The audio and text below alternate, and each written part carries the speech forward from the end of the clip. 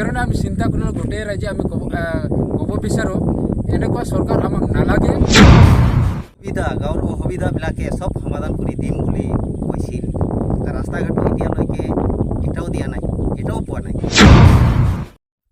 আজিৰ দিনত আপোনালোকে MLA ৰবিৰাম ছাৰক কিয় মাতা হৈছিল?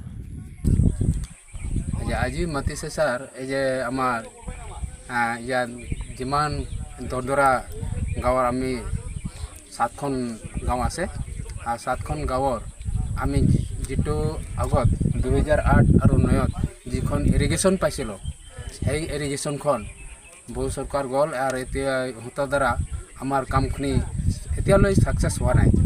সেই গতিকে আমি আজি ৰবিৰাম ছাৰ আমাক কৈছিলে যে আপোনালোকৰ যিখন অসুবিধা ৰাইজৰ সেইখিনি কাম আমি আপোনালোকক দিবৰ কাৰণে আশা দিছে। সেইকাৰণে আমি ইয়াত গোট খাইছোঁ আমাৰ দৰদৰা গাঁৱৰ মানুহবিলাক।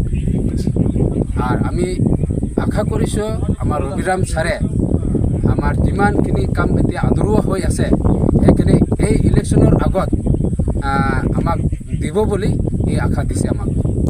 ৰবিৰাম ছাৰে আশা দিছে না? দিছে। আৰু সেইকাৰণে আজিৰ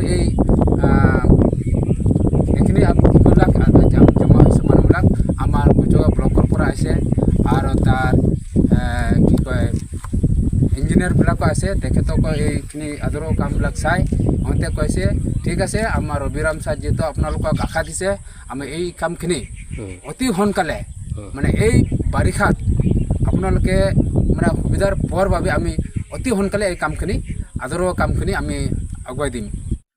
আপোনাৰ যিটো ৰাইজৰ প্ৰব্লেম আছে এইটো প্ৰমোদ বড়ো চৰকাৰক জনাইছে না নাই? আমি তেখেতকো কৈছিলোঁ ছাৰ, সেইখিনি এতিয়াও গুৰুত্ব দিয়া নাই। আৰু সেইকাৰণে আমি ভাবিছোঁ মানে এখেতৰ দ্বাৰা BTRৰ চৰকাৰৰ দ্বাৰা আমাৰ এই আদৰৰ কামখিনি সম্পূৰ্ণ নহ'ব। আৰু সেই বুলি আমি ৰবিৰাম ছাৰ নিজেই আহি পেলাই আমাক কৈছিলে যে আপোনালোকৰ যিটো গাঁৱৰ অসুবিধা আছে ৰাইজৰ, আমি সেই আদৰৰ কামবিলাক আমি গোটেইখিনি কাম মানে দিব বুলি আশা দিছে আমাক। আচ্ছা, প্ৰমোদ বড়ো চৰকাৰ যে আগত কৈছিল মানে যেতিয়া মানে UPPL চৰকাৰ আহিব তেতিয়া মানে ৰাইজৰ মানে বহুত উন্নতি কৰি দিব বুলি কৈছিল আৰু কি, কিন্তু আপোনালোকে আজি কিবা এটা পাইছে নেকি ৰাইজৰ?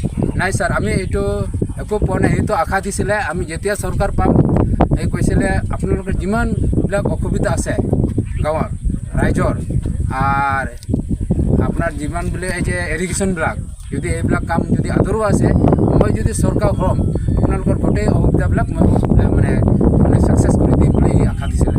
কিন্তু এতিয়া 5 বছৰ হৈ পেলাই এতিয়া আমাক একো মানে যিটো আশা দিছিলে এইটো এতিয়ালৈ আমি পোৱা নাই। UPPL চৰকাৰৰ সম্পৰ্কে আপুনি কি ক'ব বিচাৰে? শুনক ছাৰ, এই যে UPPL চৰকাৰ এতিয়া যে বৰ্তমান ৰুলিঙেই আছে, আগতে যেনেকুৱা মানে কথা বতৰা হৈছিল এতিয়া তেনেকুৱা কাম হোৱা নাই।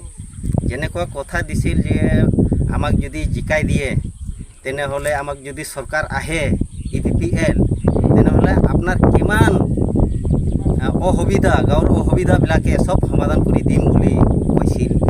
ৰাস্তা ঘাটো এতিয়ালৈকে এটাও দিয়া নাই, এটাও পোৱা নাই।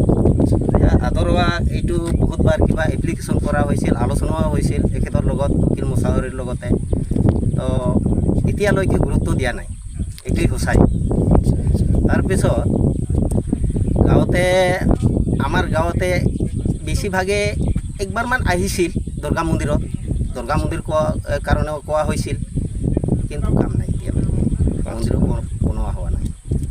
আমাৰ গাঁৱতেতো কৰা নাই, দেখা নাই আজিলৈকে। ক'ত ক'ত কৰিছে তো ইহঁতেই জানে। আমাৰ গাঁৱতে কৰা নাই, এইটোৱেই সঁচাই। জিৰ' না? জিৰ'। ছাৰ, আমাৰ এই প্ৰমোদ বড়োখন আৰু আমাৰ উকিল ছাৰ ইও কৈছিল আমাক যে আপোনালোকে যদি আমাক ভোট দিয়ে তেনেহ'লে আপোনালোকক আমি আপোনাৰ যি মাটিৰ পাট্টা এইটো দিম বুলিও আশা কৰিছিল। কিন্তু এতিয়া মাটিৰ পাট্টা এতিয়া কোনো খবৰেই নাই ছাৰ। সেইকাৰণে আমি চিন্তা কৰিলোঁ গোটেই ৰাইজে আমি ক'ব বিচাৰোঁ এনেকুৱা চৰকাৰ আমাক নালাগে।